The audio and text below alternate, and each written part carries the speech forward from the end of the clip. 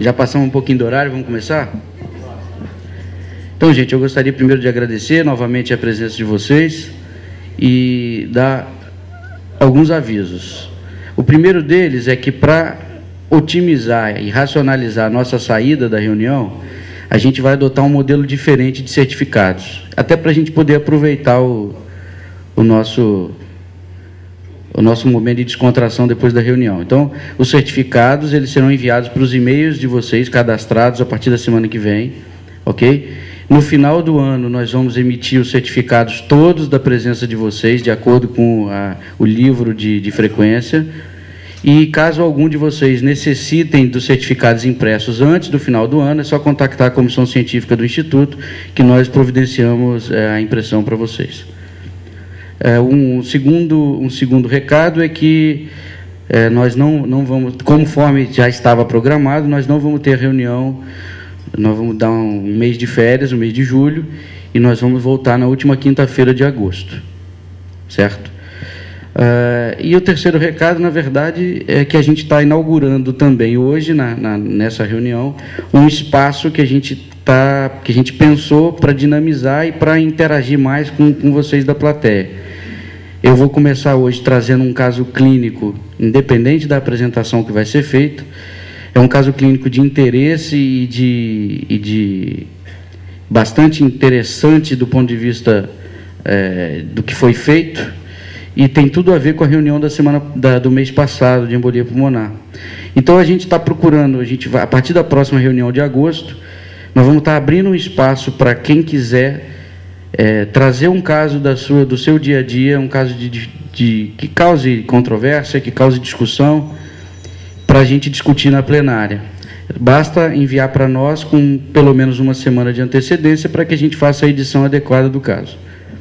Então, esse caso que eu gostaria de mostrar,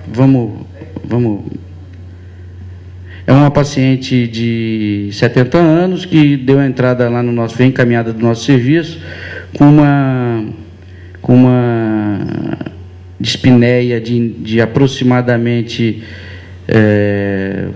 2 semanas, com intensificação nos últimos 5 dias, e ela é uma paciente cheia de fatores de risco para doença aterosclerótica, que veio como um equivalente anginoso. Na verdade, aí, durante a internação na unidade coronária, a gente começou a mudar um pouquinho a hipótese diagnóstica para embolia pulmonar, apesar dela não ter fatores de risco clássico para embolia pulmonar, mas o ecocardiograma foi chave na investigação, porque ele mostrava uma hipertensão pulmonar severa, de em torno de 75 a 80 milímetros de pressão na artéria pulmonar, e o ventrículo direito praticamente parado, dilatado e hipocinético, com uma insuficiência tricúspide moderada. E aí, na hora que nós fizemos quando a gente ia fazer o estudo hemodinâmico, a gente ia fazer primeiro a coronariografia. Caso ela não mostrasse nada, a gente ia fazer a angiografia pulmonar. Com essa informação, minutos antes do eco, a gente trocou a nossa estratégia e nós fizemos a angiografia pulmonar primeiro. Então, essa é a imagem que eu gostaria que vocês apreciassem. É uma angiografia feita no tronco da artéria pulmonar, e que mostra várias imagens negativas de trombo nas artérias principais, configurando uma tromboembolia pulmonar maciça, né? A pressão de artéria pulmonar era de 88 milímetros de mercúrio, a pressão sistólica de pulmonar medida nesse momento. E vocês reparem, na artéria pulmonar direita, uma grande massa de trombo, a cavaleiro pegando toda aquela trifurcação. E na artéria pulmonar esquerda, reparem bem, não tem quase nenhuma opacificação do lobo superior esquerdo, e a artéria que vem para o lobo inferior esquerdo está repleta de trombo. Vamos passar o próximo CD?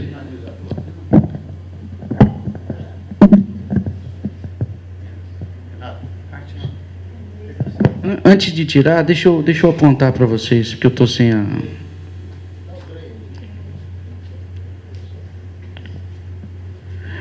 Olha aqui, gente. Aqui o tronco da artéria pulmonar direita, artéria pulmonar esquerda. Reparem bem, uma massa trombótica enorme, a cavaleiro aqui, tá certo? E na artéria pulmonar esquerda, aqui a artéria pulmonar direita, na artéria pulmonar esquerda, também uma massa trombótica muito grande, comprometendo a perfusão do lobo inferior, mas no lobo superior a gente não vê nada de vascularização. Então, essa paciente configurou um tromboembolismo pulmonar maciço, bilateral, com importante repercussão clínica e hemodinâmica. Vamos passar o próximo CD? Tendo em vista essa gravidade, essa intensidade esse quadro dramático, a gente optou por fazer aquilo que nós discutimos na última reunião, que foi a trombólise, a associação de trombólise mecânica com a trombólise química intraarterial. A gente tentou fragmentar o trombo com o catéter e com os guias e começamos a infusão de RTPA intraarterial. Fizemos um ataque de 10 miligramas de RTPA em 1 hora, que é o preconizado, e depois deixamos 2 miligramas por hora de manutenção. Eu vou mostrar para vocês a imagem da angiografia de controle realizada 96 horas após a infusão do RTPA. E o que eu posso dizer para vocês é que a evolução clínica dessa paciente, a gente, depois de ter feito a infusão em dose de ataque, nós deixamos aquele catéter dentro da artéria pulmonar, conectamos o catéter no monitor da unidade coronária, onde a gente tinha em tempo real a pressão contínua da artéria pulmonar, como se fosse um catéter Swan-Ganz, e por ali a gente colocou uma torneirinha, também era infundido o RTPA, que ficou sendo infundido por aproximadamente 20 a 21 horas depois da dose de ataque. Por que nós paramos com 21 horas?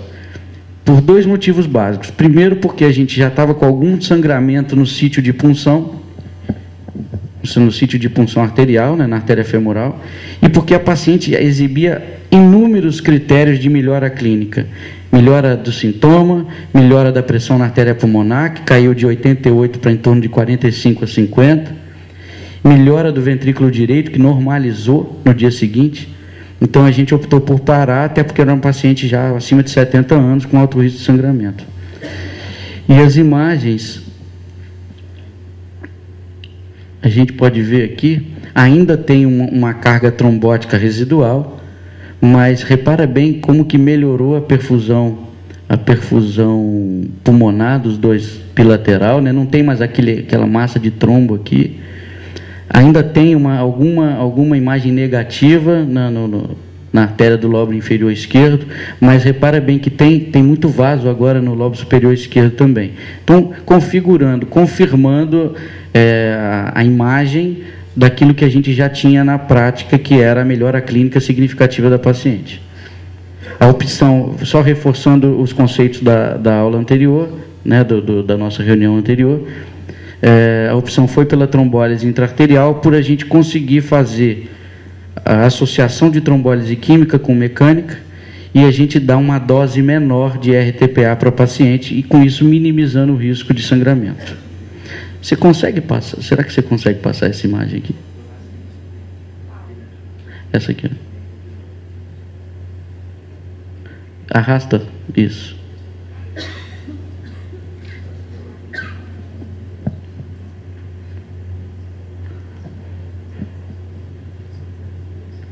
Não, essa é a mesma imagem.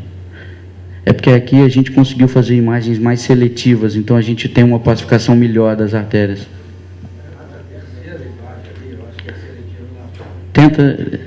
É porque as últimas. Aqui, ó. A gente está com esse probleminha. É que as últimas, Pedro, por isso eu estava querendo passar as últimas, porque elas já foram depois, mesmo com essas imagens, a gente tentou dar mais uma fragmentada e uma embolização, embolizar um pouquinho mais para a periferia esses trombos. Mas, enfim, então, a gente trouxe esse caso só para confirmar que a gente está fazendo isso na prática, e como tem tudo a ver com a nossa última reunião, para fixar bem esse conceito, e um caso bastante interessante que deixou a nossa equipe bastante empolgada até e satisfeita com o resultado. Ok. Então, agora...